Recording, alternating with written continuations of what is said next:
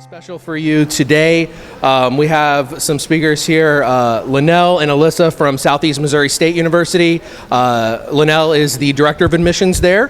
Alisa is Assistant Director of Admissions there, and they're going to be speaking with you today about bringing direct admissions in-house and how they're leveraging Element 451 to do so, which is going to be absolutely fantastic. Little bit about them. They were here last year. They talked about streamlining scholarship acceptance and issuing those. But me and Lenell have a current bet running right now for tonight with the dueling pianos. Who can stay out the latest? So if anyone else wants to toss their hat in that ring, we're going to be partying pretty hard tonight. So I hope we see all y'all out there. And without further ado, here is Lenell and Alisa.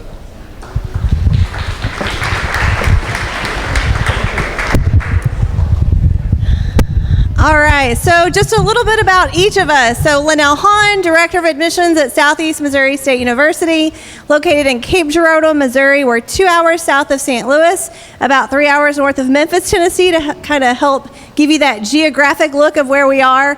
I've been director for 10 years. I've been at the university for 20. And when I started 20 years ago in 2003, I was the first admissions web counselor. So I had the immediate Cape Girardeau County territory, and then I recruited students on the web. I built our first prospective student portal. I set up email marketing, created our online application for admission, right? So applications were primarily coming in paper 20 years ago. So that was kind of cool. So technology has definitely been very instrumental throughout my career, and then I've been an Element 451 evangelist since 2019 when we started the process of picking a new CRM.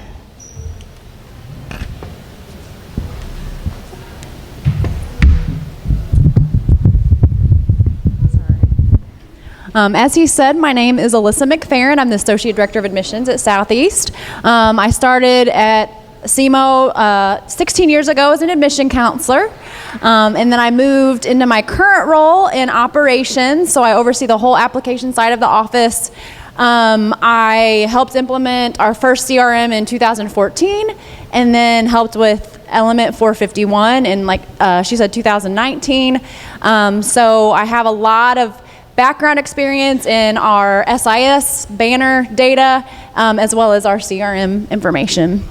So when we talk about the behavioral index before, Alyssa loves processes, and she loves things being clearly documented. So documentation is a strong point, and enhancing, improving processes, she's phenomenal.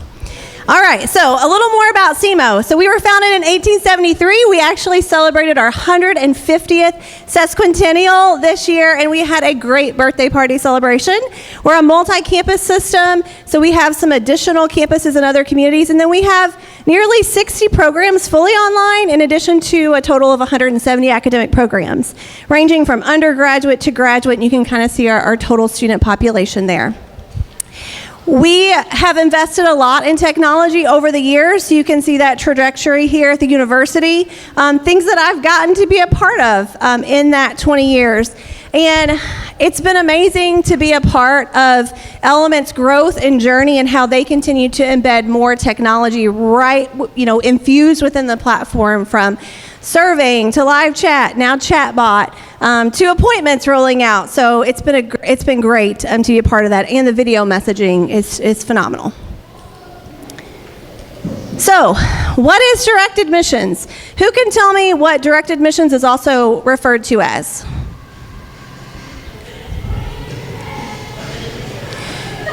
Not quite what I'm looking for. When I think of open admission, I think there's no admission requirements to attend that school. So they also call it reverse admissions, and they call it flipped admissions. So those are other two terms that you will hear associated with that. Who in the room is already somehow either doing direct admission in-house or they're partnering with a third-party vendor? Show of hands. Anyone? I see a few. Okay, fantastic. So we're going to talk more about just what direct admissions is, so everybody has a good understanding of that.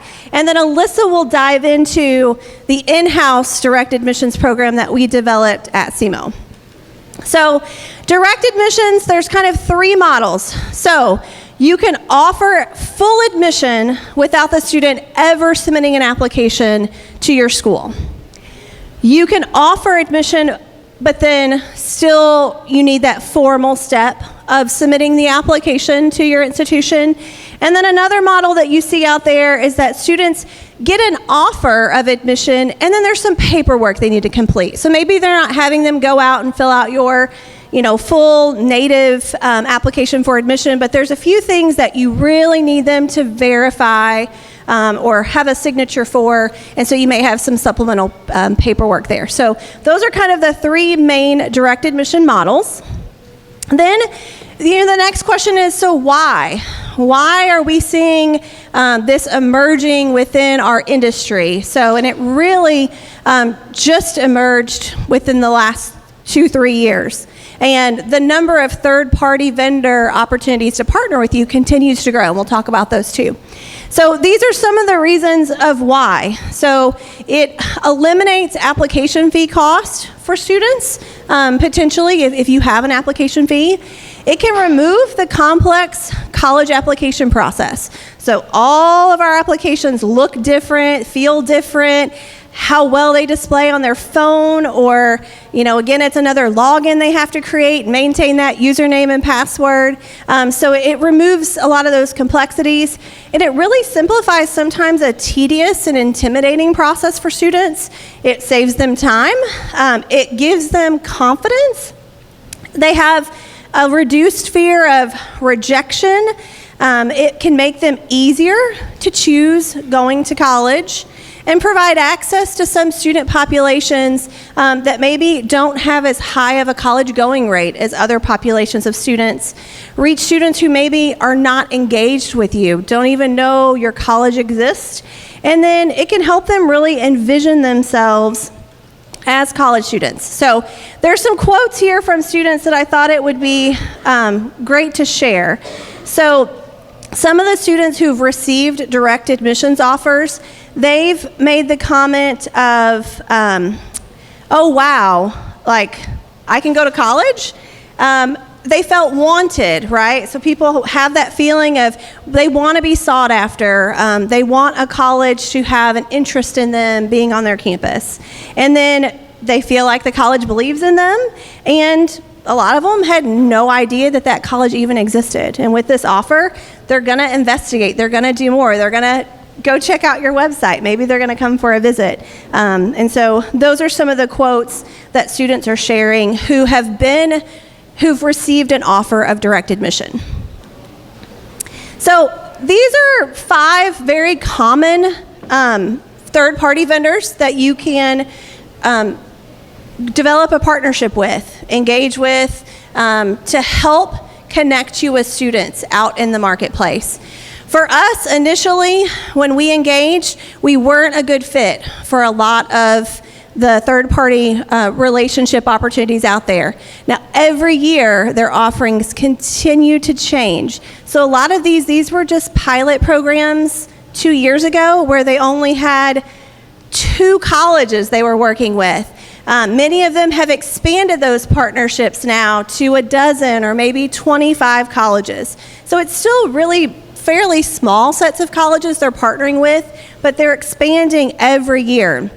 And so just to kind of give you an idea of each of these opportunities, I'm going to share just kind of what their structure looks like if you're thinking about partnering with someone. So Common App really began in just 2021 with 3 HBCU institutions.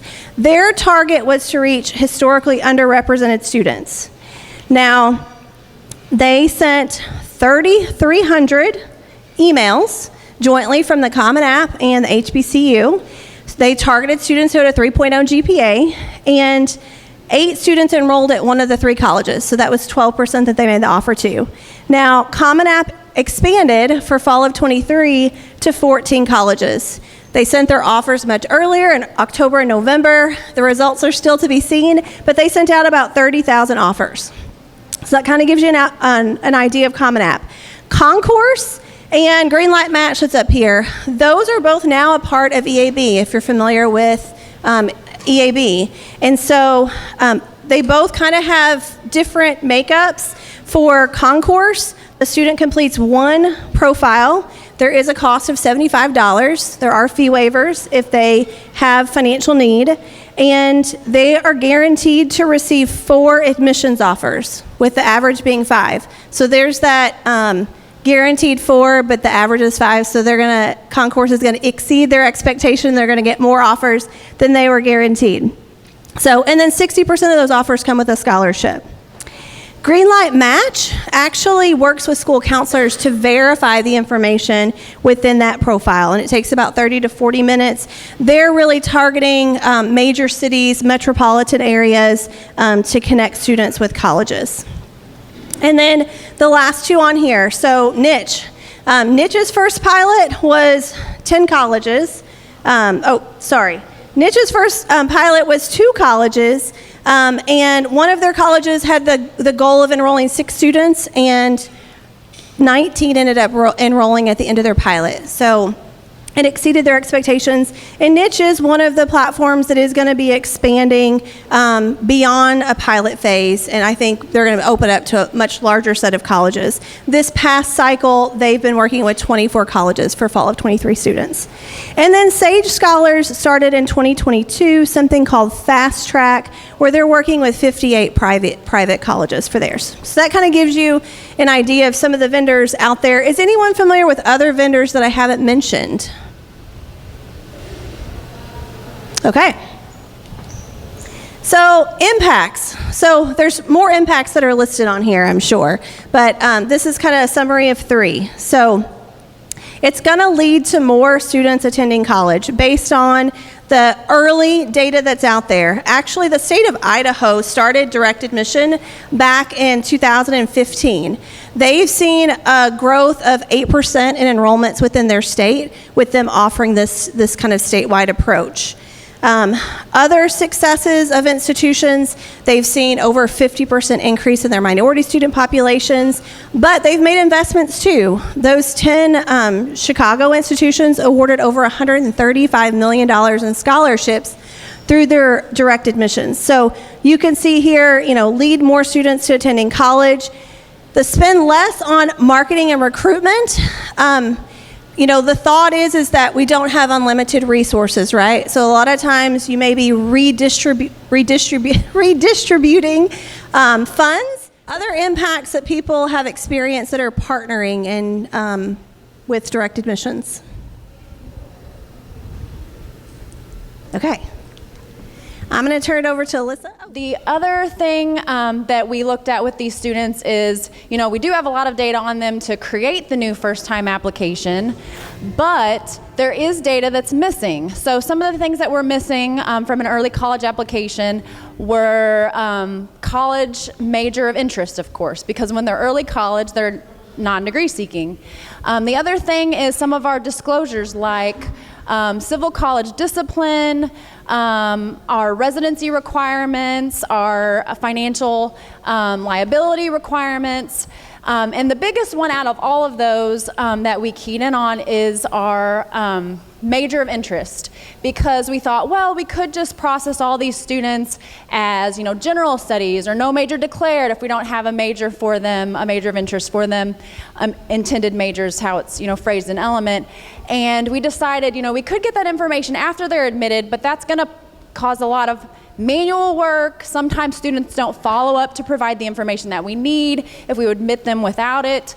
So we did end up working with dualenroll.com to add those needed items. And the last thing about automation, of course, is Element is great at automation. So we knew that we could take the data that we had on the early college students in the system and then re-import that to generate a new first-time application.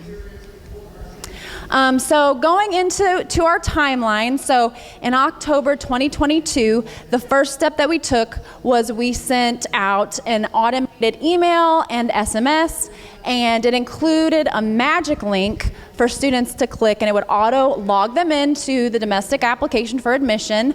It was also set as a SNAP app, so that meant that they only had to fill out the required questions, and most of those required questions were already completed with the data that we had. So that was sent out first. And then in November 22 to January 2023, we did work with dualenroll.com to add those required fields that we needed to generate a new first-time application, such as, college major of interest. And then in February 2023, and let me back up, I'm sorry, I didn't tell you the population that we used, the segment that we used in October. So of course, to send out the emails, we needed a segment population. And for that, what we did was we used early college admits that didn't have a new first time intended term of summer or fall of 2023. So that's who got those emails and SMS messages. And then in February 2023, the segment was very similar as the previous one with the special invitation email, except since we started this process so late and we didn't have a major of interest on everyone at this point, we did actually exclude the students that didn't have an intended major of interest in the system. And what we did was we exported those, early college admits that had an intended term of summer, fall 2023 for new first time, and then we used an element import to re-import those students and various calculated fields to auto-generate a new first-time application for those students. And then once we did that, there was very minimal processing to those new first-time applications, such as early college self-reported GPA, and then their residency, of course, their campus. So it was a very simple process once we got that data re-imported in those new first-time applications, automatically in the system. So to go into a little more detail about the special invitation, hopefully you can see that above me, and I can come to the side a little bit. But this is what the email and the SMS message looked like, and we actually sent out 3 to these students. So the second one went out 10 days after the first, and the third one went 15 days after the second. And to look at engagement, so if you're trying to decide between sending emails and or SMS messages, with the email we had a 6% click-through rate, and with the SMS we had a 12% click-through rate. So clearly the SMS with this population was, they were better engaged with that. Okay, so these are our outcomes. So for the October 2022 special invitation email, you can see, we were very happy with this. We had 43 people out of the population enroll, so that was a great outcome. With the direct admission, where we were auto-generating a new first-time application for the students, you can see these numbers were quite a bit lower, but we started this in February, which is very late in the recruitment cycle. And we have already started both of these processes. Well, the special invitation email started going out in this first week of this June for fall of 2023 students. And we're going to start the auto-generation of the new first-time applications in early October. So we're going to start sooner next time. But to get 10 students this late in the recruitment cycle, we're definitely happy with that. And that will probably increase through 4th week census. So we're really excited to see what the outcomes will be for fall of 2024, starting, much, much earlier. Okay, so I already said we're going to start earlier. Another group that we're looking into for direct admission is our Transfer Mentor Partnership. And our Transfer Mentor Partnership is a partnership between Southeast and area community colleges. And what it does, it allows students to, at those community colleges, to plan and track the completion of their degree at Southeast. And the way that works is every semester the community colleges provide us with those students in the partnership. They provide us with their transcripts, and that way we can enter the data and the student can see that they're on track through DegreeWorks, which is the degree audit system that we have. We currently have 7 partners with the Transfer Mentor partnership, but we plan to, of course, expand that as we go. Of course, with the Transfer Mentor program, there's also going to be some missing fields, kind of like with early college credit, we were missing major. Well, with the Transfer Mentor program, we have a major, of course, because they're tracking their completion of a degree with Southeast while they're at the community college. But we are missing things, again, like financial liability and our residency requirements. So we would have to work on updating that application and getting the data that we needed if we wanted to auto-generate transfer applications for these students. And then finally, we are continuing to look at third-party vendors, as Lenell said. A lot of those vendors were just doing pilot phases, but as we move forward, more of them will be going into full rollout, so more colleges can actually take part in those options, with those third-party vendors. So, and I think that's, Lenell, do you want anything to add, or?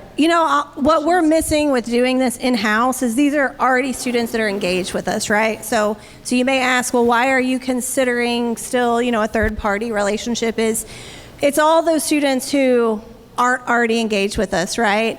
So how can we tap into a market of students who maybe don't know about us? And so that's why I think it's still important for us to evaluate those opportunities.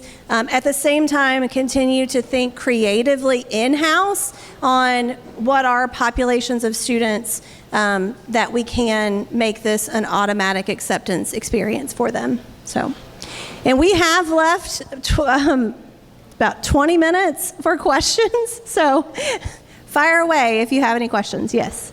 Oh, do we need to get microphone over? Oh, right here, sorry. I do have a question. Out of curiosity, where in that process do you worry about obtaining the high school transcript showing graduation?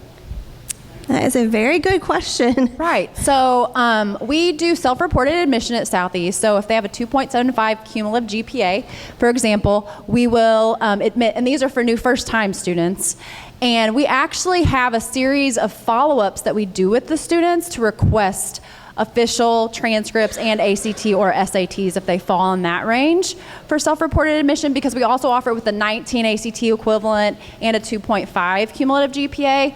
But we have several follow-ups. There's several emails that go out. The admissions counselors reach out. I mean, it takes work, but we have success because we do get to a point.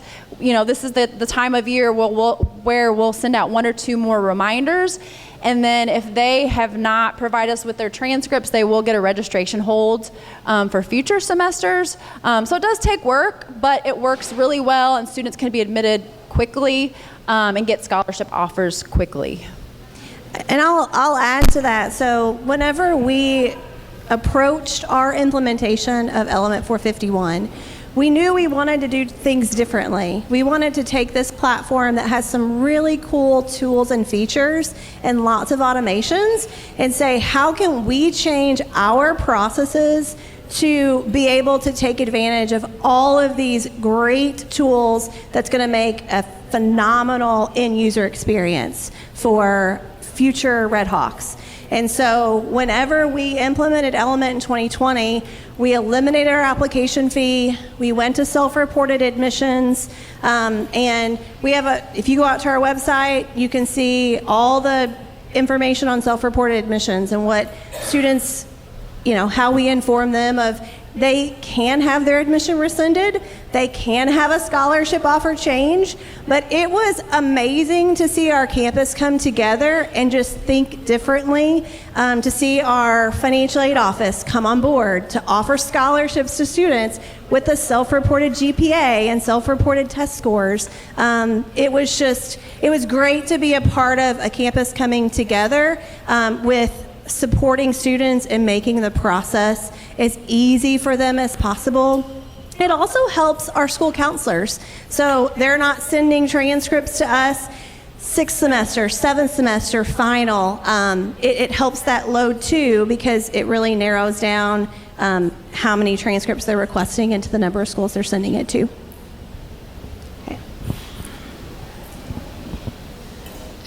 how did you guys manage the culture swing from sort of that compliance, back office mindset, and what you just described from where you were to where you are now, getting folks to that self-reported approach, you know, in contrast to some of the more compliance-heavy registrar, and I don't air quote that lightly, but just, you know, sort of that spectrum. It sounds like there was a swing there from a culture standpoint. How did you manage that?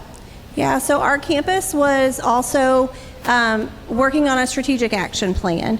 So we weren't rewriting our mission or our vision statement or our value statements, but what are some tactics that we can deploy and goals to help us reach our outcomes that are a part of our strategic action plan? And so it really was campus coming together and knowing that we were going to need to do things differently and maybe do some non-conventional things that could be a little bit scary to navigate, but we were willing to try and tweak along the way. So, you know, we've made tweaks, we've made adjustments. We do a much better job now working to get those transcripts before they come to orientation and enroll, whereas that first year, we had a lot go through orientation and enroll, and then we got transcripts afterwards. And so we had a lot more cleanup to do and communication with students, whereas getting those transcripts earlier, starting that communication earlier, has helped significantly.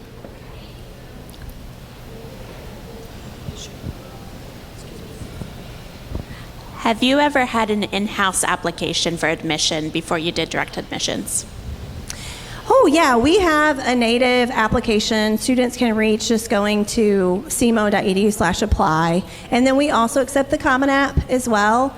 Those are our, you know, two sources of applications in addition to this direct admit in-house.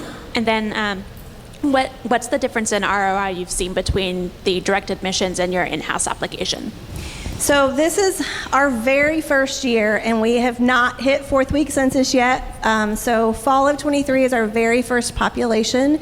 So we don't have the final outcome, but we definitely will be evaluating that. And we know that for fall of 24 students, it's going to be a much, I'm anticipating a higher, better results because we started it on a better timeline than starting at mid-cycle. We actually had considered not starting this until fall of 24, but we love the idea so much, we're like, why wait? We still have a significant population of our early college students who've not applied to be a degree-seeking student. So we went for it mid-cycle, and so we know the data is not going to be real good this year, but we will track it.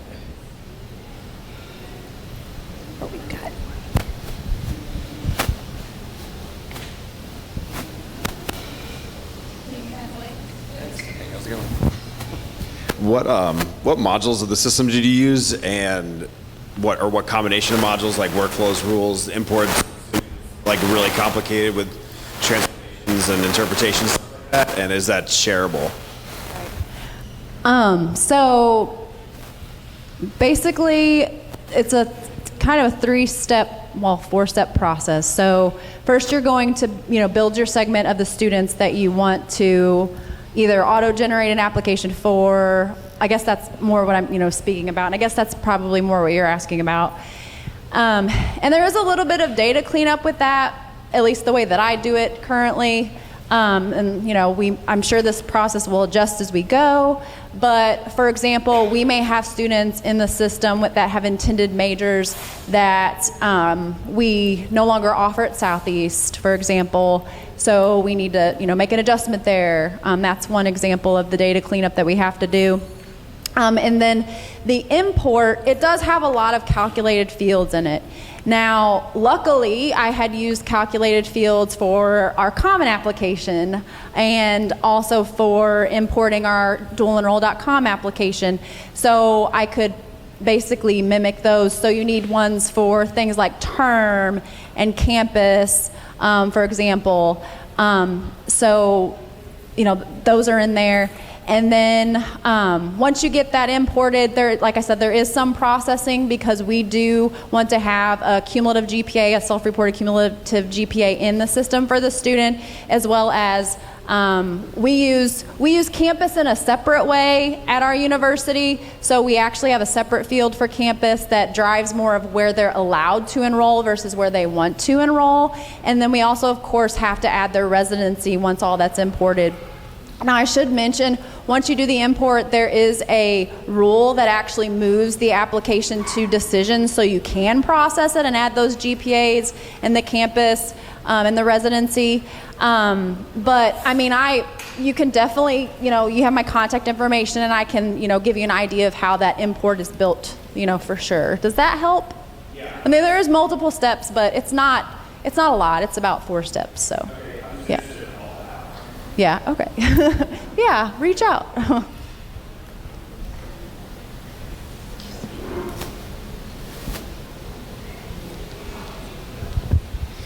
Did you see an increase in duplicated accounts, and if so, how are you managing those? So we did not see an increase in duplicated accounts in this situation, because we were taking a population of students that we already had in the system and basically re-importing, matching off of their email, for example, so it would auto-match to that and it wouldn't create duplication. Now, I don't know if we were to partner with the third-party vendor for direct admission, how that would have an impact. I mean, I would imagine that there would probably be duplicates, but Lenell, is there anything else you want to say? I will say with the email and the SMS special invitation, that magic link is key, because if you just dropped them to your apply page and they were to go and create an account and they create it with one of their 5 emails that they maintain, then yes, it's going to create a duplicate. But that magic link that you can use within Element 451, where it pre-fills the application and you can have the Snap app for the required questions, that's the key to not create duplicate records.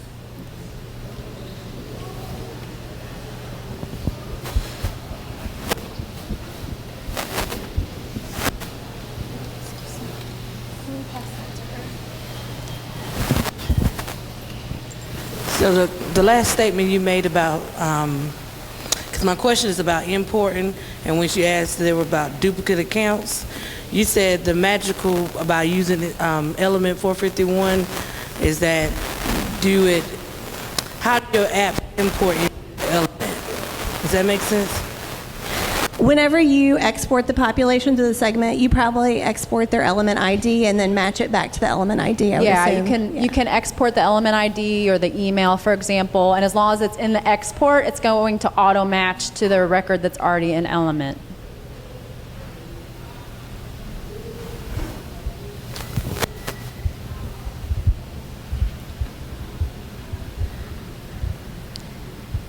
Does anyone want to share their experience with direct admissions, share more? Or any tips that you want to give to the group? Love to hear those. Yeah, Ray. Oh, she's bringing the microphone your way. In terms of the direct admit, have you admitted anyone younger than a senior? Or is anybody considering that? I've had a request from staff to do that. We have not. I do think some of the third-party vendor relationships that you can be a part of, I think there are some schools that are offering to high school juniors. I'm fairly certain that that's the case, but we're not.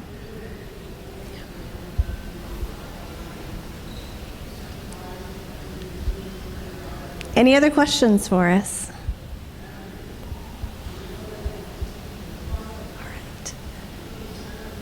Well, thank you very much. Our email is back there, and actually it looks like my email is twice. Alyssa's email is A. McFerrin, first initial, last name. You can go to semo.edu/admissions, click on Team Directory, and you'll see our whole team. We would love for you to connect one-on-one with us. We're happy to share, and we want to learn from you too. So excited to be here.